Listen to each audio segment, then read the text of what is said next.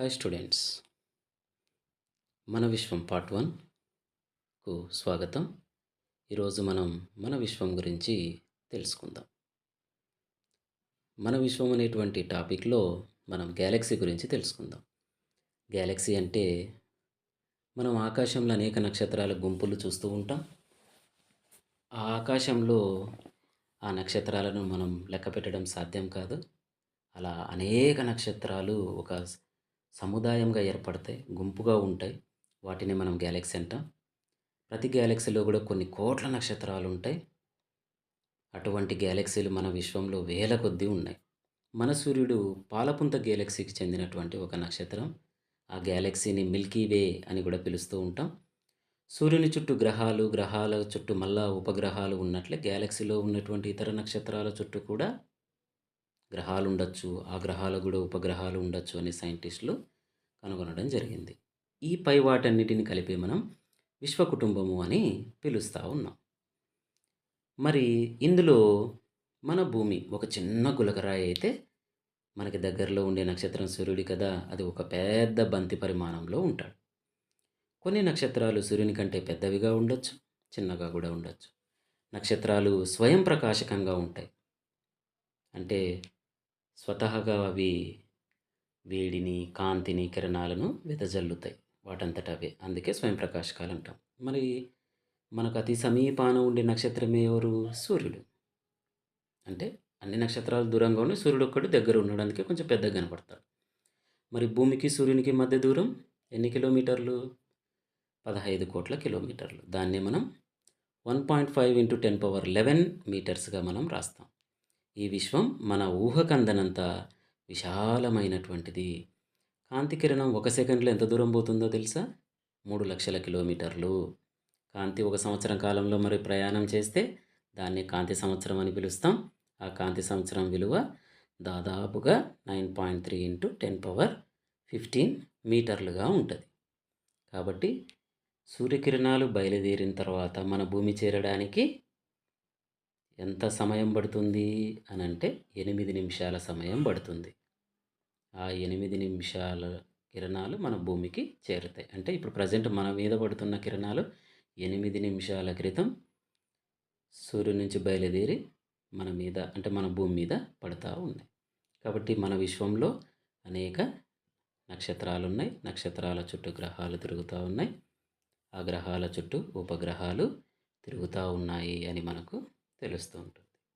మరి ఇక్కడ గమనించినట్లయితే అనేక రకాలైనటువంటి గ్యాలక్సీలు ఉన్నాయని చెప్పినాం. పాలపుంత, అలాగే ఇతరత్ర చాలా ఉన్నాయి. ఇది మనం ఊహించనంత విశాలమైనటువంటిది అని మనకు తెలుస్తూ ఉంది. ఓకే, కాబట్టి ఇక్కడ మన విశ్వం అనేటువంటి పాఠంలో మనం కొన్ని విషయాలను తెలుసుకున్నాం. ఈ విషయాలను మీ అమ్మ నాన్నలతో చర్చించండి. వాళ్ళకి ఇంకా ఏమైనా కొత్త విషయాలు తెలిసింటే వాటిని తెలుసుకోవడానికి ప్రయత్నం చేయండి. లేదా ఇప్పుడు మనం చెప్పినటువంటి అంశాలను కూర్చొని డిస్కషన్ చేయండి. ఈ channel easy physical science channel, physics and chemistry for secondary students. పేరెంట్స్తో కలిసి మీరు చర్చించడం ద్వారా ఫిజికల్ సైన్స్ సంబంధించినటువంటి అంశాలను గుర్తించగలుగుతారు, నేర్చుకోగలుగుతారు. తర్వాత గ్రహాలు అనేటువంటి అంశాన్ని చూద్దాం. గ్రహాలు, వీటినే మనం ప్లానెట్స్ అని ఇంగ్లీష్లో పిలుస్తాం. మరి రాత్రిపూట మనం ఆకాశంలో చూస్తే అన్ని నక్షత్రాలే అనుకుంటాం. కాదు, కదలకోకుండా స్థిరంగా నక్షత్రాల కంటే కూడా ఎక్కువ ప్రకాశవంతంగా ఉండే ఆ వస్తువులను మనం చూస్తే వాటిని గ్రహాలని అంటాం, ప్లానెట్స్ అని పిలుస్తాం. మరి కాంతిని అవి విడుదల చేస్తాయంటే విడుదల చేయవు. నక్షత్రాల నుంచి వచ్చే కాంతి గ్రహాల మీద పడి అక్కడి నుంచి తిరిగి పరావర్తనం చెందుతాయి. అలా చెందడం వల్ల అవి మనకు చాలా ఎక్కువ ప్రకాశవంతంగా కనిపిస్తాయి. కాబట్టి అవి మెరుస్తున్నట్లుగా మనకు అనిపిస్తుంది. నిజానికి గ్రహాలు కాంతిని విడుదల చేయవు. అందుకే అవి స్వయం ప్రకాశకాలు కావు. కేవలం గ్రహాలు అనేటువంటి కాంతిని, ఉష్ణాన్ని పరావర్తనం చెందిస్తాయి. మరి మనకి దగ్గర ఉండేటువంటి సూర్యుని తీసుకొని మనకి చందమామ వెలుగుతూ ఉన్నట్లు కనిపిస్తాడు. తర్వాత సూర్య కుటుంబం అంటే ఏమి? సోలార్ సిస్టమ్ అని పిలుస్తాం దీన్ని ఇంగ్లీష్లో. మనకు దగ్గరగా ఉన్న నక్షత్రం సూర్యుడు. ఆ సూర్యుని చుట్టూ 8 గ్రహాలు తిరుగుతా ఉన్నాయి. వాటి చుట్టూ కొన్ని ఉపగ్రహాలు తిరుగుతూ ఉన్నాయి. అలాగే సూర్యుని చుట్టూ ఆస్ట్రాయిడ్స్ అనే గ్రహ శకలాలు తిరుగుతూ ఉన్నాయి. మరియు తోకచుక్కలు కూడా తిరుగుతా ఉన్నాయి. వీటన్నిటిని కలిపి మనం సూర్య కుటుంబం అని పిలుస్తాం. ఈ సూర్య కుటుంబంలో సూర్యుడు, గ్రహాలు, ఉపగ్రహాలు, ఆస్ట్రాయిడ్స్, తోకచుక్కలు అన్నీ ఉన్నాయని మనకు తెలుస్తా ఉంది. మరి వీటన్నిటిలో మెయిన్‌గా గ్రహాలలో చూసుకుంటే అతి పెద్దది గురుగ్రహం. దీన్నే బృహస్పతి అని పిలుస్తాం. అన్నిటికంటే చిన్నది బుధ గ్రహం. సూర్యునికి దగ్గరగా ఉన్నది అనగా సమీపాన ఉన్నది బుధుడు. సూర్యునికి దూరంగా ఉన్నది నెప్ట్యూన్. కొన్ని సంవత్సరాల క్రితం ఇంకొక గ్రహం తొమ్మిదోది ఉండేది. అది ప్లూటో. ఆ గ్రహమేమో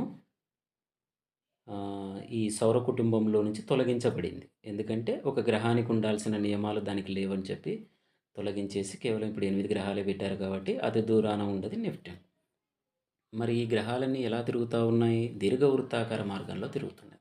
దీర్ఘవృత్తం అంటే సాగదీయబడిన వృత్తం. మామూలు భాషలో చెప్పాలంటే దాన్ని కోడిగుడ్డ ఆకారంలో ఉంది అని పిలుస్తాం. గ్రహాలే కాక యాస్ట్రాయిడ్స్ కూడా సూర్యుని చుట్టూ తిరుగుతా ఉన్నాయి. యాస్ట్రాయిడ్స్ ఎక్కడుంటాయి మరి అంటే అంగారక గ్రహానికి మరియు బృహస్పతి అనగా గురుగ్రహానికి మధ్యలో ఉంటాయి. మరి అవి ఎలా ఏర్పడినాయి? అంగారకునికి బృహస్పతికి మధ్యలో కోట్ల సంవత్సరాల క్రితం ఇంకొక గ్రహం ఉండేదంట. ఆ గ్రహం పేలిపోయి చిన్న ముక్కలైనది. అందువల్ల అవి కూడా ఒక గ్రహాల మాదిరిగా తిరుగుతూ ఉన్నాయని శాస్త్రవేత్తలు భావిస్తా ఉన్నారు. కాబట్టి మనం ఈరోజు ఈ కాన్సెప్ట్‌లో గెలాక్సీల గురించి మరియు విశ్వ కుటుంబం గురించి తెలుసుకోవడం జరిగింది. అలాగే గ్రహాలంటే ఏమి, సూర్య కుటుంబం అంటే ఏమి తెలుసుకున్నాం. అలాగే ఈ గ్రహాలకు సంబంధించినటువంటి ఇంకా